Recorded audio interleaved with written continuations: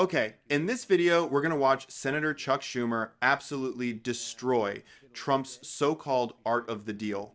After Trump publicly tells Schumer to go to hell, Schumer fires back, calling out Trump's hypocrisy and exposing his failed strongman routine. It all happens during yet another one of Trump's public meltdowns, this time over his refusal to work with anyone who dares to disagree with him. Let's watch the full clip, and then I'll give you my thoughts at the end. Good evening, everybody, and thank you for coming at this late hour. Now, it's been a long day. Appreciate everyone being around. So let's be clear what happened. Donald Trump attempted to steamroll the Senate to put in place his historically unqualified nominees, but Senate Democrats wouldn't let him. We've been working all week to try and find a reasonable path to allow bipartisan Senate consideration, provided the White House and Senate Republicans met our demands. Obviously, the two sides disagree on a whole lot of things, but we were serious about trying to make some progress. But ultimately, Trump wouldn't agree. He took his ball, he went home, leaving Democrats and Republicans alike wondering what the hell happened. Trump's all-cap tweet says it all. In a fit of rage, Trump threw in the towel, sent Republicans home, and was unable to do the basic work of negotiating. Is this the art of the deal? Posture, cajole, stamp your feet and then give up? This says it all. Donald Trump tried to bully us, go around us, threaten us, call us names, but he got nothing. And he walked away with his tail between his legs. One of these days, Trump is going to have to learn that he needs to work with Democrats to help the American people. The Trump Republican go-it-alone strategy ain't working, and the American people aren't happy. As we look ahead to the fall, Republicans have to make a decision moving forward. They can work to find common ground with Democrats to deliver for our constituents, for our country. Just look at the 3 appropriation bills we passed this week. It shows that Democrats, when Republicans are willing to work with us, will work with them. Or the Republicans can continue to go at it alone, following Donald Trump down a dangerous path that hurts their party and hurts the American people. Because after all, who is hurt the most when Republicans go at it alone? It's the American people back home. When they go at it alone, they're hard, right, angry people who don't represent America get their way. But when they work with us, that can't happen because we won't let the hard right get its way. So when Republicans chose to go it alone, they ripped health care away from 15 million Americans. When Republicans chose to go it alone, they ended up imposing Medicaid cuts, shuttering rural hospitals. And now they're preparing to allow health care premiums to skyrocket. These health care premiums are going through the roof, and people are going to start learning about it as early as September and certainly in October. And they're going to hate it. This isn't just a $10 increase. These are hundreds and even thousands of dollars that they're going to pay more. And not just Medicaid, not just Medicare, but just about everybody. Because we've been talking to the health insurers. And that's what's happening because of the big, ugly betrayal that they call their BBB. Now, it doesn't have to be that way. My Republican colleagues know that when we are able to land bipartisan deals and get painfully close on a fair deal to bipartisan nominees, we can get something done. But of course, they tried. Some of them in the Republican caucus tried to work with us. Donald Trump pulled the rug out from under him. And again, no one knows what the hell he did and why he did it. They're befuddled. Many of the Republicans told me they're totally confused, but they all know one thing. Donald Trump didn't get his way. Donald Trump didn't get his way. Again, this shows it. He bullied us. He cajoled us. He called us names. And he went home with nothing. Nothing. Americans, whether Democrat, Republican, Independent, they want us to put them first. Instead, the Republican go-at-alone strategy has been devastating for American families. Higher prices on everything from health care to groceries to utility bills to essential goods. That is not what voters had in mind when they handed Republicans very narrow majorities in Congress and a paper-thin presidential victory to Donald Trump. So let me say it again. Sooner or later, Donald Trump, Mr. Art of the Deal, or so he claims, is going to have to learn that he has to work with Democrats if he wants to get deals, good deals, that help the American people. Going at it alone will be a failed strategy. It's the wrong choice for Republicans. It's the wrong choice for the American people. Ready for your questions. Yes, ma'am. I just wanted to ask about a possible rules change, because Republicans are saying they want to do that in September. Some of their ideas are similar to things that Democrats proposed in the Biden administration. Is that something you could... It would be a huge mistake for them to do it. A huge mistake. Yes. Because when they go at it alone, they screw up for the American people and for themselves.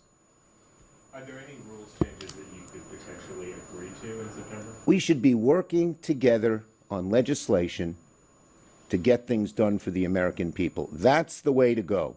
Not changing the rules, because when they change the rules, they say only we're going to decide what's good for the American people. And every time they do that, the American people lose. Ken, the Republican senators, a couple of them said to me that you were asking the White House to unfreeze some aid for the Palestinians in Gaza. Is that accurate? Look, I'm not going to get into the details. Obviously, we'd all like to help Gaza. But the bottom line is we were getting close on a whole lot of issues, and Donald Trump just pulled the rug out from under people. And even before that, when it looked like we were getting close a day before, he again called in and screwed it all up. Did you ever talk? They should stop listening to him. If they want to do what's good to the American people, they shouldn't be in blind obeisance to Donald Trump. Can you tell us who you were talking to in the White House? Look, I'm not getting into the details, but we've talked to the White House, and we mostly talked to Thune, who would then talk to the White House, and that didn't work out too well for Thune or the White House. Yes. Do you think there's a possibility then that this could be revisited in September? As a what? It could be revisited in September and that you could reach some sort of deal then? Or is this completely... Look, the bottom line is what we ought to be doing in September is making sure we do the appropriations bills in a bipartisan way. We ought to be making sure that we protect the American people from the hard right craziness that just hurts them all the time. And the only way to do that is bipartisanship. Last one. Have you had any talks with Thune yet about CR or what the plan is for funding in September? We've talked vaguely about broad issues, but not that specifically yet. We will. Okay? Thank you, everybody. Thank you. What do you think? The art of the deal? I'm impressed you got that poster done. Yeah. We are more effective and more unified than the Republicans. I mean, if you've been following American politics at all these past several years, this thing is basically a rerun at this point. Trump storms in, tries to, steamroll the Senate, like Schumer says, throws around a bunch of ultimatums, and then when he doesn't get everything on a gold-plated platter, he, throws a fit, stomps off, and nothing gets done. I mean, you can practically set your watch to it. But look, let's actually talk about what Schumer's saying because, well, honestly, he's being way too polite, if you ask me. Trump didn't just fail to negotiate. He never had any intention of negotiating in good faith. This guy has always been about, going it alone, shoving through whoever he wants, however he wants, and to hell with anyone who raises a question. Bipartisanship, please. That word only comes up for him when he's already lost. And when Schumer talks about historically unqualified nominees, he's really not exaggerating. Let's just remember, Trump put forward people for the federal bench who had never tried a case, actually couldn't answer basic legal questions in public. You had a judicial nominee literally fumbling through a Senate hearing, looked like he'd never even seen a courtroom. I mean, come on, is this a prank show? Then there's Betsy DeVos, never worked in public education a day in her life, but hey, she had a big checkbook and all the right billionaire friends, so why not run the Department of Education, right? It's a pattern. And Schumer, he's right about healthcare too, but honestly, people forget how brutal it really was. Republicans under Trump tried 70 times to tear down the ACA. 70! If they'd gotten their way, 15, 16 million people would have been booted off health insurance. Medicaid, The GOP plan was to gut $834 billion out of it.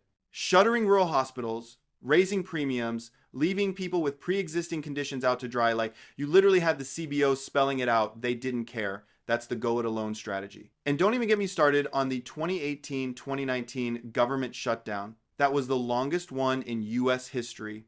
And for what? A wall? For his ego? Oh, and just like the tax stuff, Trump's biggest accomplishment, $1.9 trillion tax cut, most of it going straight to the wealthiest people in America. 83% of the benefits by 2027 end up with the top 1%. Tax Policy Center has all that in the data. Meanwhile, real wages barely move, CEOs rake it in, and working people get higher bills. But sure, yeah, Trump says he's a deal maker. Art of the deal. More like the art of the tantrum, honestly.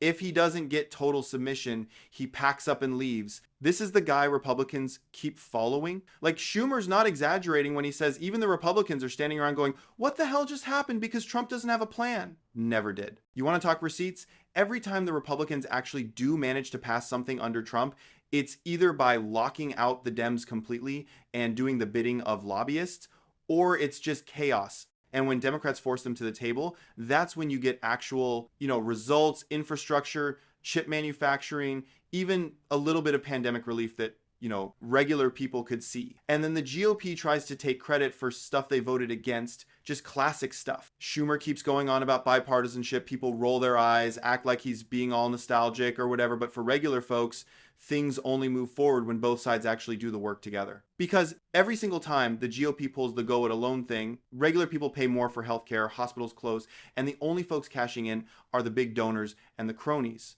At the end of the day, I guess, I just don't know how anyone looks at this and still buys the Trump dealmaker myth. All the tough talk and drama, and who really gets left behind? Basically everyone who isn't sitting in his inner circle. He didn't walk away empty-handed. He made sure everyone else did. Let me know your thoughts in the comments. While you're down there, hit the like button and subscribe.